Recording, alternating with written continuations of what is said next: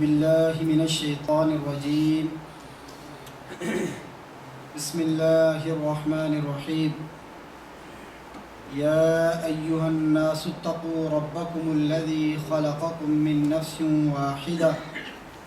وخلق منها زوجها وبث منهما رجالا كثيرا ونساء واتقوا الله الذي تساءلون به والأرحام إن الله كان عليكم رقيبا. يا أيها الذين آمنوا اتقوا الله حق تقاته ولا تموتن إلا وأنتم مسلمون. يا أيها الذين آمنوا اتقوا الله وقولوا قولا سديدا يصلح لكم أعمالكم ويغفر لكم ذنوبكم ومن يطع الله ورسوله فقد فاز فوزا عظيما. رب اشرح لي صدري ويسر لي أمري واحلل عقدة من لساني يفقه قولي. رب زدنا علما رب زدنا علما رب زدنا علما. رب يسر ولا تعسر وتمم بالخير. قال الله تعالى في القرآن المجيد والفرقان الحميد. فأعوذ بالله من الشيطان الرجيم. بسم الله الرحمن الرحيم. إن الله وملائكته يصلون على النبي يا أيها الذين آمنوا صلوا عليه وسلموا تسليما. وقال النبي صلى الله عليه وسلم طهروا هذه الأجساد طهركم الله، او كما قال النبی صلی اللہ علیہ وسلم. حاضرین محترم، عزیز دوستوں، ساتھیوں، بزرگوں،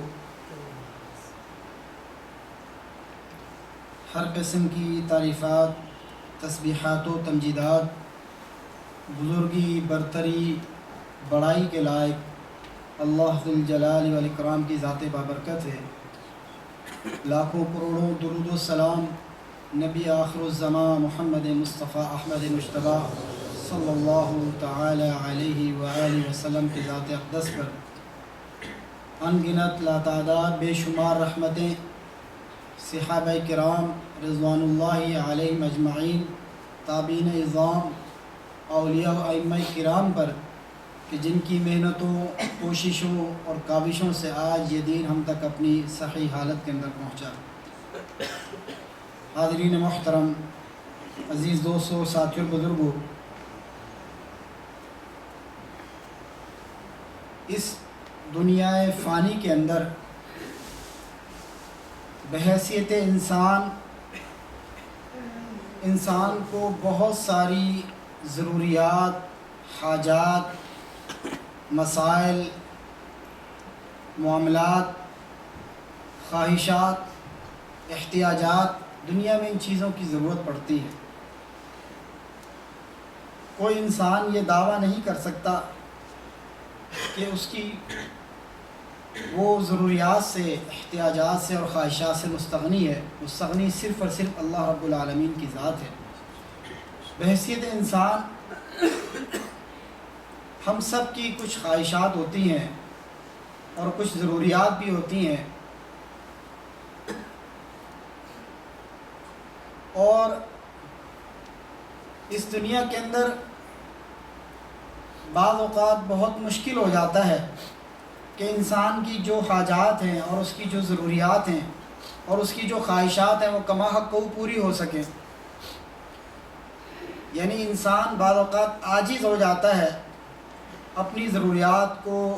اور اپنی طلب کو، اپنی خواہشوں کو پورا کرنے میں. اور اسی طریقے سے اس دنیا کے اندر انسان کو بہت سارے مسائل کا بھی سامنا کرنا پڑتا ہے، بہت ساری تکالیف کا، بہت ساری پریشانیوں کا اور بہت سارے مصائب کا. یعنی انسان کی جو زندگی ہے اس میں مختلف ادوار کے اندر مختلف اسے معاملات کا سامنا کرنا پڑتا، مختلف پریشانیوں کا سامنا کرنا پڑتا، اس کی زندگی میں تکلیفیں بھی آتی ہیں، مسائل بھی آتے ہیں، مشکلات بھی آتی ہیں، پریشانیاں بھی، دکھ اور بیماریاں بھی، مختلف معاملات اس کی زندگی میں آتی ہیں، حتیٰ کہ وہ عاجز آ جاتا ہے کہ ان مسائل سے کیسے عہدہ برا ہو سکے، ان مسائل کو کیسے سالو کر سکے، ان مشکلات کو کیسے دور کر سکے، ان پریشانیوں سے کیسے چھٹکارا نجات حاصل کر سکے، ان بیماریوں سے کیسے جو ہے شفا یاب ہو سکے۔ تو ہمارے ہند و پاک کے اندر بعض لوگ تو پھر ان حالات کے اندر کہ جب ان کی ضروریات، ان کی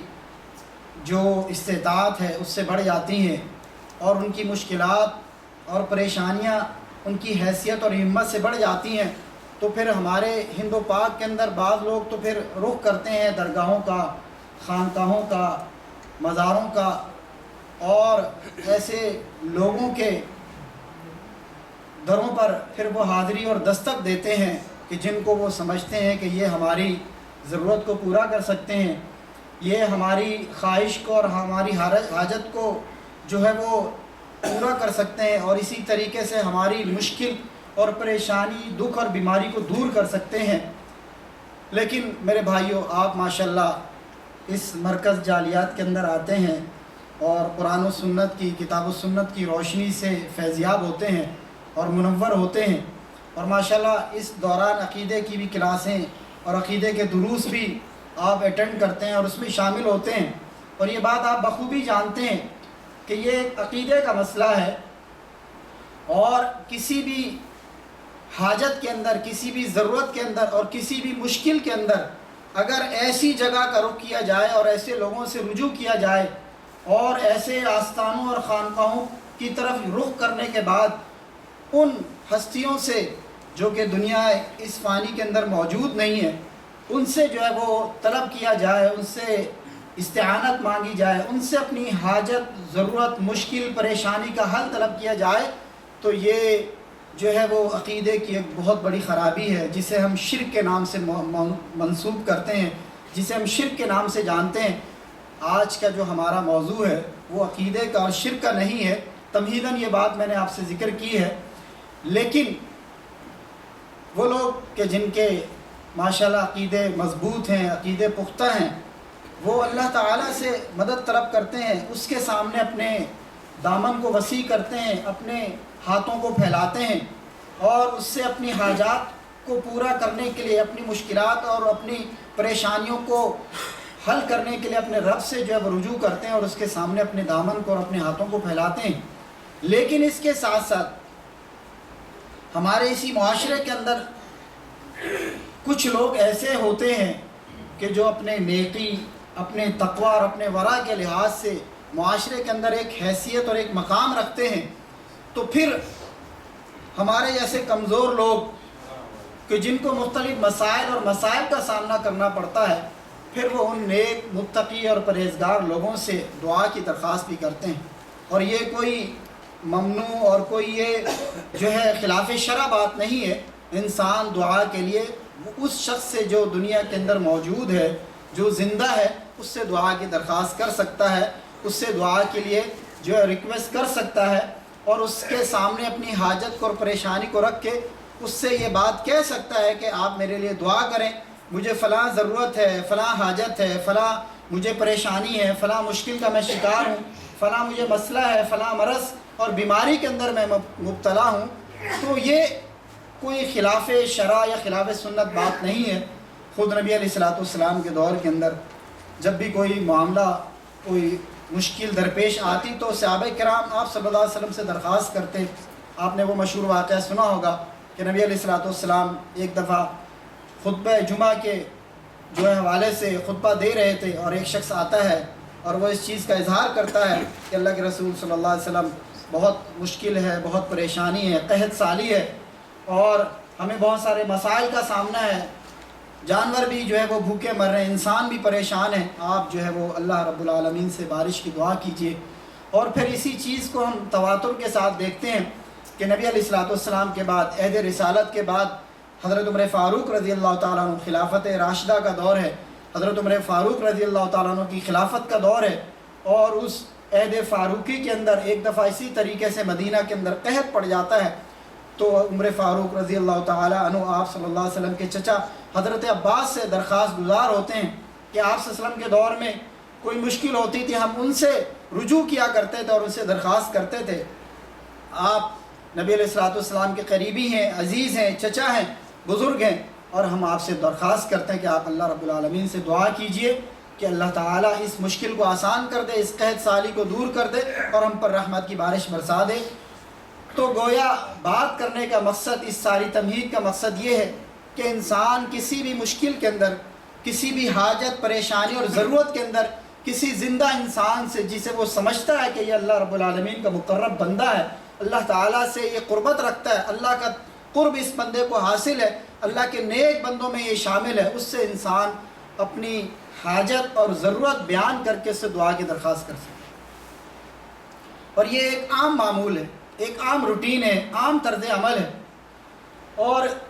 یعنی چھوٹی سی چھوٹی بھی اگر ضرورت ہوتی ہے اور انسان سمجھتا ہے کہ وہ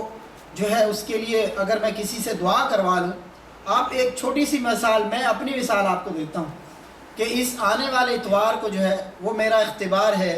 امتحان ہے ڈرائیونگ لائسنس کے لیے. میں نے پتہ نہیں کتنے اپنے ساتھیوں سے جنہیں میں یہ سمجھتا ہوں کہ وہ اچھے اور نیک لوگ ہیں، تو میں نے ان سے درخواست کی ہے کہ آپ میرے لیے دعا کیجئے گا، اتوار کو میرا امتحان ہے، اللہ تعالیٰ مجھے اس امتحان میں کامیاب کرے. یہی درخواست میں آپ سے بھی کرتا ہوں. ممکن ہے آپ میں سے کسی بھائی کی جو ہے اللہ تعالیٰ دعا کو قبول کر لے. تو یہ کوئی معیوب بات نہیں اور خلاف معمول بات نہیں. معاشرے کا، مسلم معاشرے کا، اہل ایمان کے معاشرے کا ایک عام طریقہ، طرز اور چلن ہے. لیکن کیا خیال ہے میرے بھائیوں کہ اگر انسانوں سے ہٹ کر فرشتے جو اللہ رب العالمین کی کتنی برگزیدہ مخلوق ہے، کتنی اللہ تعالیٰ کی مقرب مخلوق ہے، کتنے اللہ تعالیٰ کے قریب ہیں، اور فرشتے وہ مخلوق ہیں کہ جو کہ سراسر ہر وقت اللہ تعالیٰ کی اطاعت کے اندر لگے ہوئے ہیں اور کوئی اپنی زبان سے کوئی ایسی بات نہیں نکالتے جو اللہ تعالیٰ کی مرضی کے خلاف ہو، اپنی مرضی سے کوئی بات نہیں نکالتے، اور کوئی عمل ایسا عمل نہیں کرتے جو اللہ تعالیٰ کی مرضی کے خلاف ہو. اگر ان کی زبان سے کوئی بات نکلتی ہے تو وہ اللہ تعالیٰ کی اذن اور حکم کے ساتھ اور اللہ کی اتباع اور اطاعت کے اندر، اور اگر کوئی عمل کرتے ہیں تو وہ بھی اللہ تعالیٰ کی اطاعت کے اندر. یعنی یہ ایسی مخلوق ہے کہ جن کا کوئی عمل وہ اللہ تعالیٰ کی اطاعت کے بغیر خالی نہیں، اللہ کی اذن اور حکم کے بغیر خالی نہیں. تو کیا خیال ہے کہ اگر آپ کی کسی مشکل اور پریشانی کے اندر اگر آپ کو فرشتوں کی دعا حاصل ہو جائے، فرشتے آپ کے لیے دعا کریں اللہ رب العالمین سے، آپ کی کسی مشکل کے حوالے سے، آپ کی کسی حاجت کے حوالے سے، آپ کی کسی ضرورت کے حوالے سے، آپ کی کسی جو ہے وہ کسی بھی آزمائش کے حوالے سے، تو کیا خیال ہے کہ اللہ تعالیٰ فرشتوں کی دعاؤں کو قبول نہیں کرے گا؟ کتنے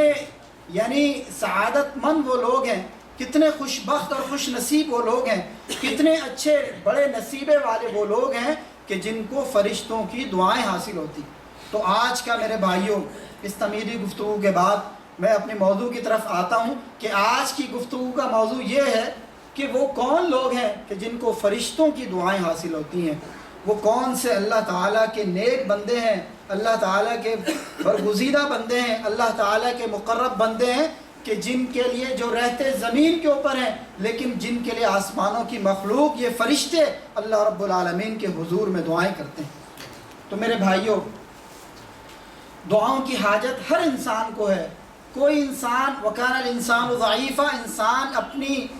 جو خاص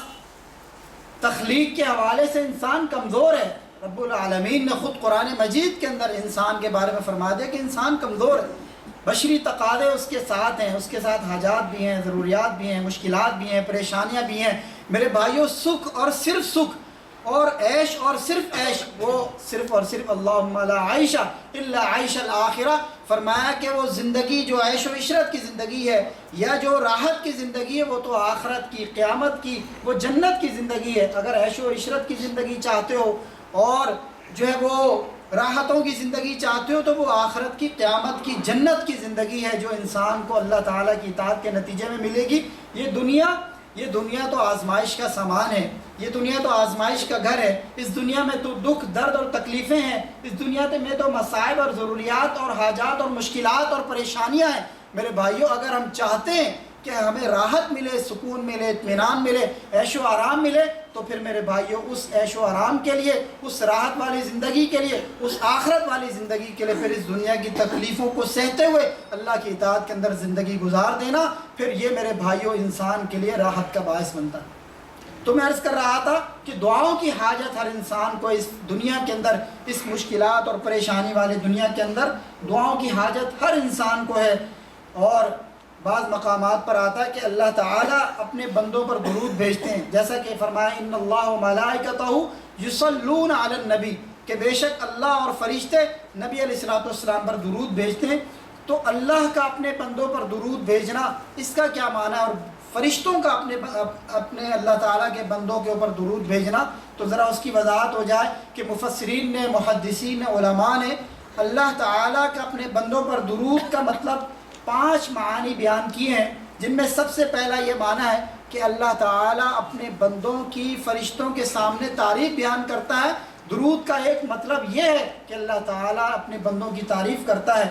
دوسرا معنی یہ ہے کہ اللہ تعالیٰ اپنے بندوں کا تزکیہ نفس کرتا ہے، ان کو پاک کرتا ہے۔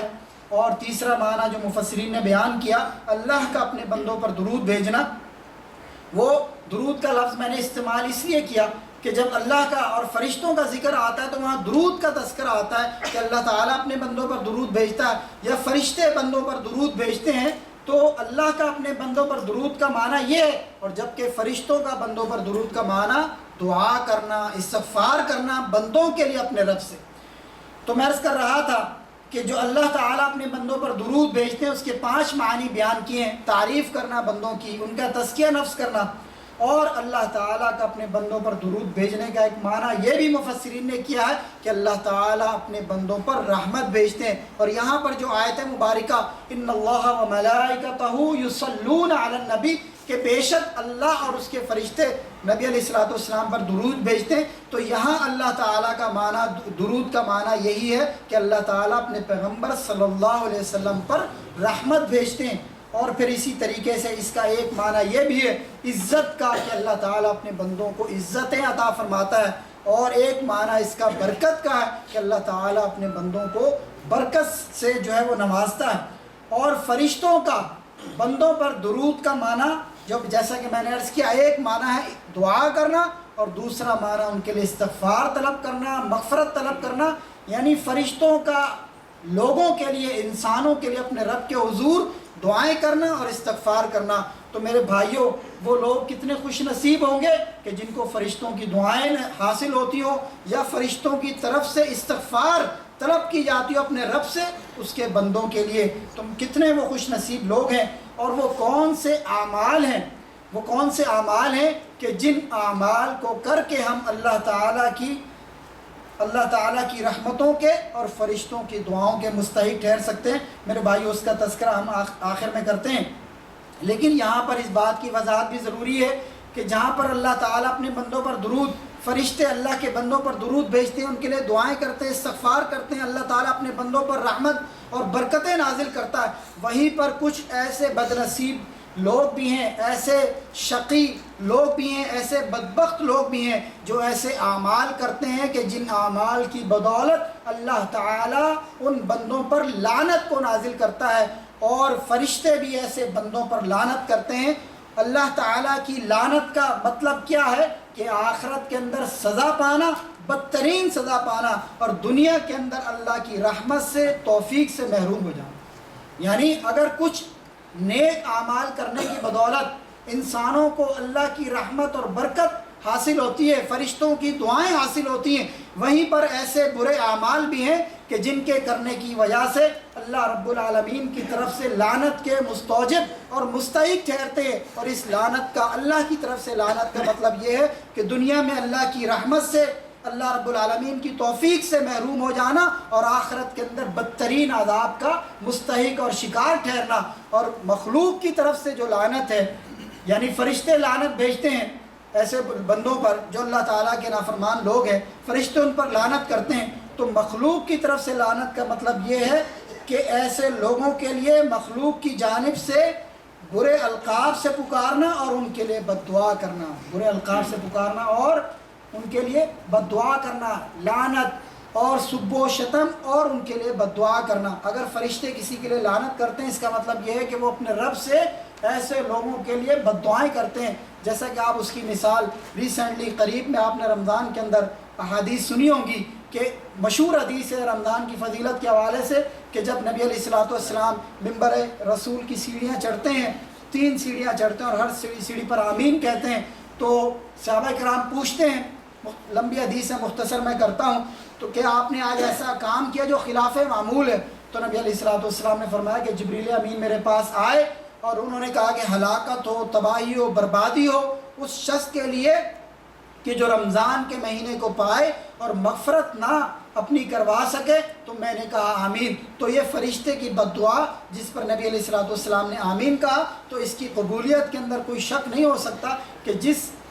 بد دعا کے لیے جو سید الملائکہ حضرت جبریل امین بد دعا کریں اور سید الانبیاء اس پر آمین کہیں، تو اس بد دعا کی قبولیت میں کوئی شک باقی نہیں رہتا۔ تو میرے بھائیوں، میں عرض کر رہا تھا کہ فرشتوں کی دعا پانے والے خوش نصیب لوگ کون ہیں، یا وہ کون سے اعمال ہیں کہ جن کے کرنے کی وجہ سے ہم فرشتوں کی دعاؤں کو حاصل کر سکتے ہیں۔ اس میں سب سے پہلی چیز جو مفسرین نے، محدثین اور علماء کرام نے بیان کی وہ یہ ہے کہ طہارت کی حالت میں سونے والے،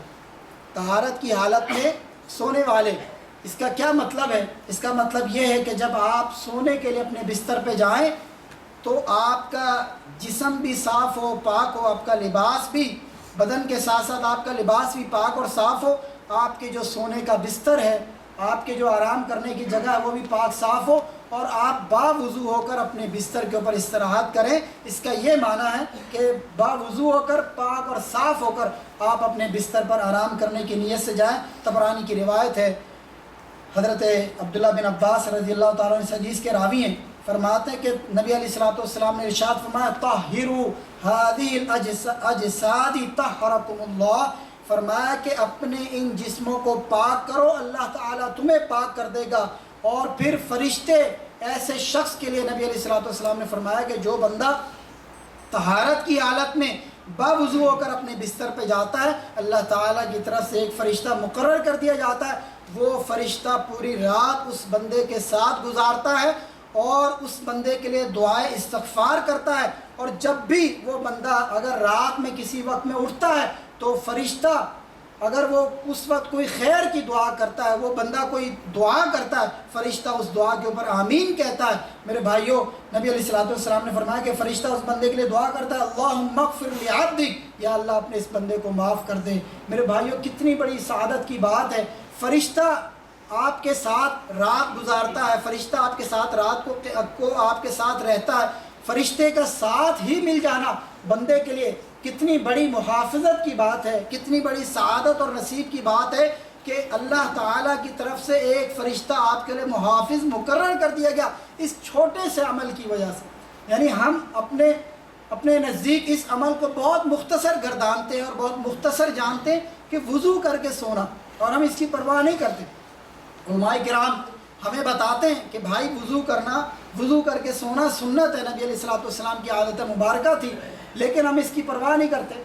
اور ہم آخری وقت میں فضولیات کے اندر مشغول ہوتے ہیں، اور پھر اس کو بند کر کے پھر ہم اپنے بستر پہ چلے جاتے ہیں وہ لغویات کے ساتھ اپنے ذہن کو بھر کے۔ تو میرے بھائیوں، اپنے جسم کے ساتھ، اپنے لباس کے ساتھ اپنے ذہن کو بھی پاک صاف کر کے طہارت کی حالت میں، وضو کی حالت میں اگر کوئی بندہ سوتا ہے تو فرشتے کی مصاحبت اسے حاصل ہوتی ہے، اور اس کے ساتھ ساتھ یعنی یہی کتنے نصیب کی بات ہے کہ فرشتہ آپ کے ساتھ ہے، اور اس کے ساتھ ساتھ پھر فرشتہ آپ کے لیے دعائیں کرتا ہے۔ آپ تو سو جاتے ہیں، وہ فرشتہ نہیں سوتا، اس لیے کہ یہ وہ مخلوق ہے کہ جو آپ کی طرح حاجات کی، جو انسانی ضروریات کی حاجت مند نہیں ہے، تو وہ فرشتہ ساری رات جاگ کے آپ کی حفاظت بھی کرتا ہے اور آپ کے لیے اپنے رب کے حضور میں دعائیں بھی کرتا ہے۔ میرے بھائیو، عمل کتنا چھوٹا ہے لیکن اس کا اجر اور اس کے فضائل، اس کی فضیلت کتنی زیادہ ہے۔ تو میرا خیال ہے کہ آج کے بعد ہم اس بات کو اپنا معمول بنا لیں، حرص جان بنا لیں، اس بات کو اپنے پلے سے باندھ لیں کہ ہم نے جب بھی رات کو سونا ہے تو انشاءاللہ ہم نے وضو کر کے باوضو ہو کر طہارت کی حالت میں، پاکی کی حالت میں انشاءاللہ ہم نے سونا، تاکہ فرشتوں کی مصاحبت بھی ہمیں حاصل ہو سکے اور فرشتوں کی دعائیں بھی ہمیں حاصل ہو سکے۔ اور نبی علیہ الصلوۃ والسلام کی حدیث ہے کہ جو بندہ وضو کی حالت میں سوتا ہے، اگر رات کے اندر کسی وقت اس کی جاگ ہوتی ہے تو وہ جاگ کر اپنے الفاظ کے اندر اللہ تعالیٰ سے کوئی بھی دعا کرتا ہے تو اللہ تعالیٰ اس کی دعا کو قبول کرتے ہیں. اور اسی طریقے سے نیند کی حالت میں جب بندہ کروٹ بدلتا ہے تو تب بھی فرشتہ اس کے لیے دعائیں کرتا ہے. تو میرے بھائیوں، اگر فرشتہ آپ کے لیے مغفرت کی دعائیں کرے، فرشتہ اپنے رب کے حضور آپ کے لیے استغفار کرے، تو کتنے نصیبے کی، سعادت کی، خوش قسمتی کی بات ہے کہ فرشتے ہمارے لیے مغفرت کی دعائیں کریں. اور انسان کے لیے اس سے بڑی کامیابی کیا ہے کہ اللہ تعالیٰ اس کے گناہوں کو معاف کر دے اور آخرت کے اندر وہ گناہوں سے پاک صاف ہو کے اللہ تعالیٰ کی جنتوں میں داخل ہو جائے. میرے بھائیوں، دوسرا عمل کہ جو فرشتوں کی دعاؤں کا مستحق اور سبب بنتا ہے وہ نماز کا انتظار ہے. وہ نماز کا انتظار ہے کہ انسان نماز ایک پڑھ چکا، اس کے بعد دوسری نماز کے انتظار میں. اور ایک اور حدیث کے اندر وہ شخص کہ جو بندہ، یعنی قیامت کے دن جن لوگوں کو 7 قسم کے انسانوں کو عرش کا سایہ ملے گا، ان میں ایک شخص وہ بھی ہوگا کہ جس کا دل مسجد کے ساتھ اٹکا ہوگا، مسجد کے ساتھ لگا ہوگا، ایک نماز کے بعد دوسری نماز کے انتظار میں ہوگا. یعنی یہ کتنی نصیب کی اور خوش قسمتی کی بات ہے کہ اگر انسان کے اندر یہ وصف اور خوبی پیدا ہو جائے کہ اس کے اندر نماز کی اتنی محبت، چاہت اور عقیدت ہو جائے کہ ایک نماز ختم ہونے کے بعد دوسری نماز کا انتظار ہے کہ کب اذان ہو، مؤذن اذان کہے اور میں اپنے رب کے حضور میں حاضر ہو جاؤں، اپنے رب کے گھر میں حاضر ہو جاؤں اور اس کے سامنے قیام و سجود کر کے اپنے رب کو منا لوں. فرمایا کہ یہ نماز کا انتظار، نبی علیہ السلام کی حدیث، حضرت ابو ہریرہ اس حدیث کے راوی ہیں اور صحیح مسلم کی روایت ہے. فرمایا کہ احدکم ما قعد ينتظر الصلاۃ، تم میں سے کوئی ایک جب وہ بیٹھتا ہے نماز کا انتظار کرتا ہے تو فرشتے ایسے شخص کے لیے دعا کرتے ہیں، اللہم اغفر لہ، یا اللہ اس کو معاف کر دے. تو یہ عمل نماز کا انتظار کرنا یہ بھی فرشتے کی دعاؤں کا سبب بنتا ہے اور فرشتوں کی طرف سے استغفار کا سبب بنتا ہے. حضرت عطا بن صائب بیان کرتے ہیں ایک واقعہ ابو عبد الرحمن سلمہ کا کہ جب ان کی جان کنی کی عالم ہوا اور ان کی روح نکلنے کا وقت ہوا، مرض الموت کے اندر مبتلا ہوئے، تو اپنے اعزاء سے اور اپنے قریبی لوگوں سے کہا کہ مجھے مسجد میں لے جاؤ. اور مسجد میں تشریف لے جاتے ہیں، نماز ادا کرتے ہیں اور مسجد کے اندر بیٹھے رہتے ہیں. تو کسی ان کے جاننے والے نے یا ان کے کسی شاگرد نے یا کسی عالم نے جب ان کو اس حالت کے اندر دیکھا کہ جان کنی کا عالم ہے، آخری وقت ہے، مرض الموت میں مبتلا ہیں، کچھ وقت کی اور کچھ لمحات کی بات ہے، ان کی روح نکل جائے گی، وہ کہتے ہیں کہ کیا ہی اچھا ہوتا کہ آپ گھر تشریف لے آتے اور آرام کرتے، اطمینان اور سکون کرتے. آپ مسجد میں بیٹھے ہیں تکلیف کی حالت میں. تو کہنے لگے کہ میں نے جب سے یہ حدیث سنی ہے نبی علیہ السلام کی کہ جو بندہ نماز کے انتظار میں ہوتا ہے فرشتے اس کے لیے دعا کرتے ہیں، تو میں اس بات کی تمنا اور خواہش رکھتا ہوں کہ جب میری روح اور جان نکلے تو میں مسجد کے اندر، تاکہ فرشتوں کی دعا مجھے حاصل ہو سکے. میرے بھائیوں، کتنا بڑا یعنی یہ عمل ہے اور ہمارے اسلاف ان کے اندر کتنا یہ شوق اور کتنا ذوق اور کتنی محبت اور اللہ تعالیٰ کی رضا اور فرشتوں کی دعا حاصل کرنے کی کتنی چاہت تھی. ہم اپنا اور ان کا ذرا موازنہ کریں کہ اذان ہو جاتی ہے، نمازیں کھڑی ہو جاتی ہیں، لیکن ہم وقت کو ڈیلے کرتے رہتے ہیں، وقت کو تاخیر کرتے رہتے ہیں. لیکن یہ ہمارے اسلاف تھے. نبی علیہ السلام کی ایک حدیث بھی ہے کہ لا يرد الدعاء بین الاذان والاقامہ، فرمایا کہ اذان اور اقامت کے درمیان کوئی دعا رد نہیں کی جاتی. میرے بھائیو، شروع میں نے عرض کیا کہ ہم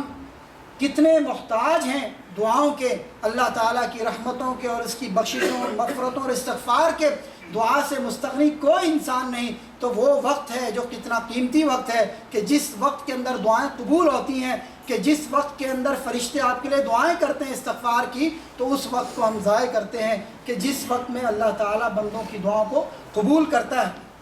اسی طریقے سے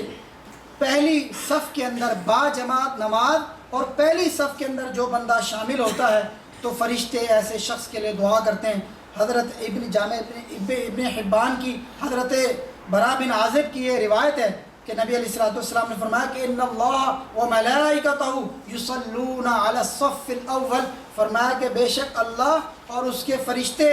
درود بھیجتے ہیں علی الصف الاول، پہلی صف والوں پر، پہلی صف والوں پر درود بھیجتے ہیں. جیسا کہ میں نے آپ کو شروع میں درود کا معنی بتلایا کہ اللہ تعالیٰ اپنے بندوں پر رحمت بھیجتا ہے اور فرشتے دعائیں کرتے ہیں استغفار کی، بخشش کی اور مغفرت کی، کن لوگوں کے لیے؟ جو لوگ پہلی صف میں نماز پڑھتے ہیں۔ میرے بھائیوں، ایک اور حدیث بھی ہے کہ نبی علیہ السلام نے فرمایا کہ اگر تمہیں اس کے ثواب کا اور اجر کا معلوم ہو جائے، تمہیں کسی حالت کے اندر آنا پڑے تو تم پہنچو، کسی طرح سے مشقت اور مشکل کے ساتھ تمہیں آنا پڑے پہلی صف میں، اگر نماز پڑھنے کا اجر اور ثواب تمہیں معلوم ہو جائے۔ تو یہ میں نے حدیث آپ کے سامنے بیان کی کہ پہلی صف والوں پر ان اللہ و ملائکتہ یصلون علی الصف الاول، بے شک اللہ اور اس کے فرشتے درود بھیجتے ہیں صف اول کے نمازیوں پر۔ تو میرے بھائیوں، صف اول کے نمازی بن جائیے، اللہ تعالیٰ کی رحمتوں کے اور فرشتوں کی دعاؤں کے مستحق بن جائیے۔ اسی طریقے سے صفوں کو ملانا یہ بھی ایک فرشتوں کی دعاؤں کا سبب بننے والا ایک وصف ہے، ایک خوبی ہے اور ایک عمل ہے کہ صفوں کو زیادہ سے زیادہ ملائیں، آپس میں ایک دوسرے کے ساتھ ملیں۔ اور یہ مسند احمد کے اندر، سنن ابن ماجہ اور دیگر کتب احادیث کے اندر یہ روایت ہے حضرت ام عائشہ رضی اللہ تعالیٰ عنہ سے، فرمایا کہ ان اللہ و ملائکتہ یصلون علی الذین یصلون الصفوف، او کما قال النبی صلی اللہ علیہ وسلم، فرمایا کہ بے شک اللہ تعالیٰ اور اس کے فرشتے درود بھیجتے ہیں ان لوگوں پر جو صفوں کو ملاتے ہیں۔ آج واللہ بڑی غفلت ہے، بڑی کوتاہی ہے اس بارے میں، اور بشمول یعنی جاننے والے اور انجان سب اس معاملے کے اندر شامل ہیں کہ صفوں کو ملانے کا اہتمام نہیں ہے۔ جتنا زیادہ صفوں کو ملائیں گے میرے بھائیوں، فرشتوں کی دعاؤں کے اتنے ہی مستحق ٹھہریں گے۔ اور نبی علیہ السلام کی ایک اور حدیث ہے، فرمایا کہ اقیموا صفوفکم، نبی علیہ السلام نے 3 مرتبہ اس بات کو بیان فرمایا اور فرمایا کہ واللہ لتقیمن صفوفکم، اگر اللہ کی قسم تم ضرور صفوں کو ملاؤ گے، اور اگر تم نے یہ کام نہ کیا تو اللہ تعالیٰ تمہارے دلوں کے اندر اختلاف کو ڈال دے گا، تمہارے دلوں کو پھاڑ دے گا، تمہارے درمیان آپس میں بغض اور عداوت پیدا ہو جائے گی۔ یعنی صفوں کو ملانا یہ اللہ تعالیٰ کی طرف سے رحمت کا باعث ہے اور اس کے فرشتوں کی طرف سے استغفار کر دعاؤں کا باعث ہے، لیکن صفوں کو جو لوگ نہیں ملاتے تو پھر میرے بھائیوں یہ اللہ تعالیٰ کی طرف سے تعذیب کا باعث ہے، اللہ تعالیٰ کی طرف سے ایک عذاب کی شکل ہے کہ انسانوں کے دل آپس میں پھٹ جاتے ہیں، ان کے درمیان دوریاں، نفرتیں اور جدائیاں پیدا ہو جاتی ہیں۔ اسی طریقے سے ایک اور جو دعاؤں کے فرشتوں کی دعاؤں کا سبب بننے والا عمل ہے وہ امام کی قرات کے خاتمے پر جو ہے وہ آمین کہنا۔ تو جس بندے کی آمین فرشتوں کی آمین کے ساتھ مل گئی تو ایسے لوگ بھی، نبی علیہ السلام کی حدیث ہے، بخاری کی روایت ہے کہ حضرت ابو ہریرہ رضی اللہ تعالیٰ عنہ فرماتے ہیں کہ اذا قال الامام غیر المغضوب علیہم ولا الضالین فقولوا آمین، فرمایا کہ جو بندہ جب امام غیر المغضوب علیہم ولا الضالین کہے تو اس کے ساتھ آمین کہو۔ جس بندے کی آمین فرشتوں کی آمین کے ساتھ مل گئی تو فرمایا کہ اللہ تعالیٰ اس کے پچھلے سارے گناہوں کو معاف کر دیتا ہے۔ تو یہ عمل بھی فرشتوں کی دعاؤں کا سبب ہے اور اللہ تعالیٰ کی طرف سے گناہوں کی مغفرت کا سبب ہے۔ یعنی امام کے ساتھ، امام نے کہا غیر المغضوب علیہم ولا الضالین تو آپ نے بھی کہا اس کے ساتھ آمین، تو فرشتوں کی آمین جس کے ساتھ آمین کے ساتھ مل گئی تو اللہ تعالیٰ اس کے گناہوں کو بھی معاف فرما دیتے ہیں۔ اور اسی طریقے سے نبی علیہ السلام کی ایک اور روایت ہے، حضرت ابو ہریرہ فرماتے ہیں اذا قال احدکم آمین وقالت الملائکۃ فی السماء آمین، جب تم میں سے کوئی ایک آمین کہتا ہے تو یہ بات جان لو کہ فرشتے آسمانوں کے اندر آمین کہتے ہیں۔ یہ آمین کیا ہے کہ انسان جب سورہ فاتحہ پڑھتا ہے، دعائیں کرتا ہے، یہ سورہ فاتحہ دعا ہے، جب دعا کرتا ہے اور آخر کے اندر کہتا ہے آمین یا اللہ قبول کر، تو فرشتے بھی آسمانوں کے اندر آمین کہتے ہیں۔ تو میرے بھائیوں کہ یہ آمین کا کہنا یہ بھی فرشتوں کی جو ہے وہ دعاؤں کا سبب بننے والا عمل ہے۔ اسی طریقے سے نماز کے بعد اپنی جگہ پر جو بیٹھے رہنے والے لوگ ہیں، یہ لوگ، ان کے بارے میں حضرت نبی علیہ السلام نے فرمایا، حضرت علی رضی اللہ تعالیٰ عنہ حدیث کے راوی ہیں، مسند احمد کی روایت ہے، فرمایا کہ ان العبد اذا جلس فی مصلاۃ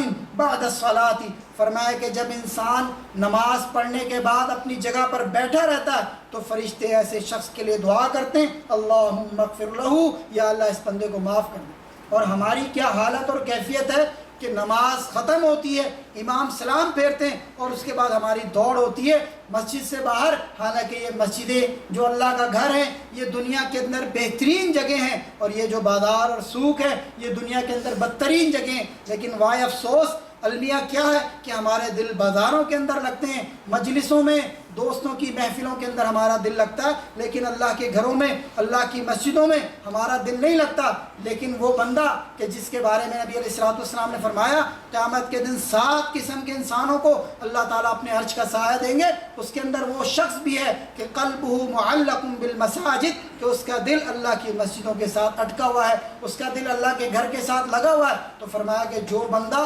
نماز کے بعد اپنی جگہ پر بیٹھا رہتا ہے، ایسے شخص کے لیے بھی فرشتے دعائیں کرتے ہیں۔ تو اگر ہم اور آپ یہ چاہتے ہیں کہ ہمیں فرشتوں کی دعائیں حاصل ہوں تو واللہ السلام کے بعد بیٹھ جائیں، اذکار کریں، نبی علیہ السلام سے جو مسکونہ اذکار وارد ہیں وہ اذکار کریں، مسجد میں بیٹھے رہیں، زیادہ سے زیادہ وقت مسجد کے اندر گزاریں۔ جتنا وقت آپ مسجد میں گزاریں گے میرے بھائیوں، اتنا ہی وقت آپ اللہ کی رحمت کے تلے گزاریں گے، اللہ تعالیٰ کی رحمتوں کے سائے تلے گزاریں گے، فرشتوں کی دعاؤں کے تحت میں گزاریں گے، فرشتوں کی دعاؤں کے سائے میں اس وقت کو گزاریں گے۔ یہ مسجد کے اندر بیٹھنا آپ کا رائے گاہ نہیں جائے گا، جو وقت آپ کا مسجد میں گزر گیا میرے بھائیوں وہ اللہ تعالیٰ کے ہاں اجر لکھا جائے گا۔ اسی طریقے سے میرے بھائیوں وہ عمل کہ جو فرشتوں کی دعاؤں کا سبب بننے والا ہے، اس کے بعد نماز کے بعد مسجد میں ٹھہرنا، جیسا کہ میں نے ذکر کیا، اس کی صرف یہی فضیلت نہیں، ایک اور فضیلت بھی اس کی بیان ہوئی۔ فرمایا کہ یہ ایسے 3 اعمال میں سے ہے جس کے درج ذیل فضائل،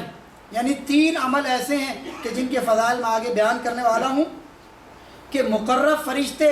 ایسے لوگوں کے عمل لے جانے میں آپس میں جھگڑا کرتے ہیں، آپس میں جھگڑا کرتے ہیں کہ میں اس کا عمل لے جاؤں، دوسرے فرشتے کہتے ہیں میں اس کا عمل لے جاؤں اللہ تعالیٰ کی بارگاہ کے اندر۔ یعنی وہ 3 اعمال کہ جن میں سے ایک یہ عمل بھی شامل ہے کہ نماز کے بعد مسجد کے اندر بیٹھے رہنا، ان کی فضیلت کیا ہے؟ پہلی فضیلت یہ ہے کہ مقرب فرشتے یعنی اللہ تعالیٰ کے برگزیدہ فرشتے وہ ایسے لوگوں کے اعمال اللہ کی بارگاہ میں لے جانے میں سبقت کرتے ہیں، جھگڑا کرتے ہیں ایک دوسرے کے ساتھ، یعنی اتنی فضیلت اس بندے کے عمل کو حاصل ہوتی ہے۔ اور اسی طریقے سے ان اعمال کا نام کفارات ہے، وہ اعمال ان کا نام کفارات ہے۔ کیا مطلب؟ کہ اللہ تعالیٰ ان اعمال کے کرنے والوں کے گناہوں کو اللہ تعالیٰ معاف کر دیتے ہیں ان عمل کی فضیلت کی وجہ سے اور ان عمل کی برکت کی وجہ سے۔ یعنی جو یہ بندہ یہ عمل کرنے والا ہے، نماز کے بعد مسجد کے اندر بیٹھنے والا ہے، اس کا یہ عمل اس کے گناہوں کے کفارے کا سبب ہے۔ صرف یہ نہیں کہ نیکیاں اضافہ ہو رہی ہیں، فرشتوں کی دعائیں حاصل ہو رہی ہیں، درجات بلند ہو رہے ہیں، اس کے ساتھ ساتھ آپ کے گناہ بھی اللہ تعالیٰ جو ہے وہ دور کر رہا ہے، گناہوں کے کفارے کا سبب، اس لیے کہ ان اعمال کا نام ہی کفارات ہے۔ اور اسی طریقے سے میرے بھائیوں یہ عمل کرنے والے لوگ زندگی میں بھی عافیت پاتے ہیں اور ان کی جب موت آتی ہے تو وہ بھی عافیت والی ہوتی ہے۔ اور اسی طریقے سے ان اعمال کا شمار ان چیزوں میں ہوتا ہے کہ انسان اپنے گناہوں سے پاک ہو جاتا ہے۔ اور میرے بھائیوں وہ اعمال کون سے ہیں؟ ان میں سے پہلا یہ عمل جو میں نے آپ کے سامنے ذکر کیا کہ نماز کے بعد مسجد میں ٹھہرنا، اسی طریقے سے با جماعت نماز کے لیے پیدل جانا، اور اسی طریقے سے دل کے نہ چاہنے کے باوجود مکمل وضو کرنا۔ ان اعمال کی بدولت یہ فضائل حاصل ہوتے ہیں جو میں نے آپ کے سامنے ذکر کیے کہ مقرب فرشتے وہ جھگڑا کرتے ہیں اعمال لے جانے میں، ان اعمال کی بدولت گناہوں کا کفارہ اللہ تعالیٰ بنا دیتے ہیں، زندگی بھی عافیت کے اندر اور موت بھی عافیت کے اندر، اور گناہوں سے پاک ہو جاتے ہیں۔ تو میرے بھائیوں یہ نماز کے بعد مسجد میں ٹھہرنا، با جماعت نماز کے لیے پیدل جانا، اور اسی طریقے سے دل نہ بھی چاہ رہا ہو، ٹھنڈا موسم ہے، پانی بھی ٹھنڈا ہے، یا گرمی سخت ہے اور پانی گرم ہے، کوئی ایسی کیفیت ہے جس کے اندر آپ کا دل نہیں چاہ رہا، لیکن اس کے باوجود اللہ کو راضی کرنے کے لیے آپ مکمل اطمینان تسکین قلب کے ساتھ مکمل آپ جو ہے پورا وضو اطمینان کے ساتھ جو ہے وہ مکمل وضو کرتے ہیں، تو میرے بھائیوں اس کے نتیجے میں اللہ تعالیٰ آپ کو یہ فضیلتیں عطا فرماتا ہے۔ اور بھی بہت سارے اعمال کہ جن کا تذکرہ یہاں رہنا باقی ہے کہ جن کی بدولت انسانوں کو، مومنوں کو، اہل ایمان کو فرشتوں کی دعائیں اور ان کی طرف سے درود حاصل ہوتا ہے۔ اللہ تعالیٰ سے دعا ہے کہ اللہ تعالیٰ ہمیں بھی ان اعمال کی توفیق عطا فرمائے کہ جن کی وجہ سے ہمیں بھی فرشتوں کی دعائیں حاصل ہو جائیں۔ وَأَقُولُ قَوْلِي هَذَا وَأَسْتَغْفِرُ اللَّهَ لِي وَلَكُمْ وَلِسَائِرِ الْمُسْلِمِينَ وَآخِرُ دَعْوَانَا أَنِ الْحَمْدُ لِلَّهِ رَبِّ الْعَالَمِينَ وَالسَّلَامُ عَلَيْكُمْ وَرَحْمَةُ اللَّهِ وَبَرَكَاتُهُ۔